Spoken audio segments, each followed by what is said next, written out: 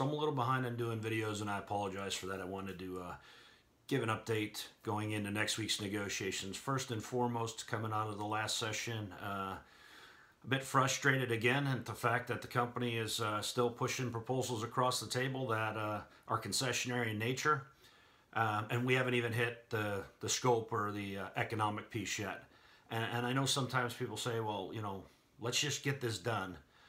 Getting it done and then taking more concessions that ultimately take away union members' rights isn't something we're just going to go and do. And again, I think long term, when all this is said and done, the membership, you know, again, we'll see step by step how long these protracted negotiations have taken and why they've taken so long. So my commitment again remains that when we get done with these negotiations, the proposals that were passed and given to us by the company or those given to the company by us, we'll produce them and the membership will be allowed to see those. I think it's critical for the membership to understand and have an opportunity to visually see those things and understand why the negotiations are taking so long or took so long. Second, I'm just going to brush on this just briefly, and that is the latest video that American put out, town hall meeting in Phoenix. You know, it's fair for them to say that some of the things in their comprehensive proposal are industry leading or right at the cusp of industry leading. That's a fair statement. But again, any proposal laden with concessions, that's what's bogging this down and so to speak, working through those concessionary proposals and getting to a point where we can agree. It's taken a ton of time and probably time that didn't need to be there, but nonetheless needs to be done. The one issue I do have is this talk about a facility in Brazil, and I heard people laughing in the background. I'm really offended by the $50 million comment and $50 million being invested in Brazil. We have tons of stations where our members work at today that don't have hangars. And they work in inclement weather, and quite honestly, airplanes sit there well over 6-8 hours a day. And yet there isn't a hangar being built there, and they're not concerned about building a hangar there, nor are they concerned about shoving massive amounts of parts into those facilities to make sure that the work is done in the U.S. and an FAA certified facility. Yeah, those in South America or where we're talking about are FAA certified, but we all know the fact that everybody there is not drug tested to the same standards. They're not alcohol tested to the same standard as we are in the U.S. And furthermore, not every one of those people down there working on the airplane are FAA certified with an airframe and power plant license like we are in line maintenance. And, you know, again, we can skirt around the truth, and I guess maybe that can become the truth in some people's mind, but I'm not going to sit back and just allow that to go on uncontested. The bottom line is that work needs to be done in the U.S. by FAA certified mechanics, not some people down in South America who some aren't FAA certified, and furthermore, those that aren't drug and alcohol tested like we are in the U.S.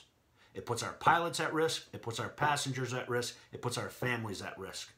And the Allied Pilots Association has put out a video. I recommend everybody take a look at that. We'll link it up here shortly if it's not already linked to our website.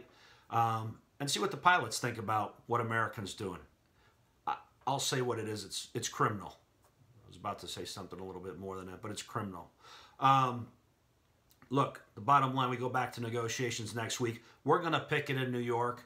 We're going to start phase 2 of our campaign on reaching out to the passengers of the public as the how long this contract has taken to get done and how dissatisfied we are with not only the progress or process, but the fact that they want to offshore more of our work.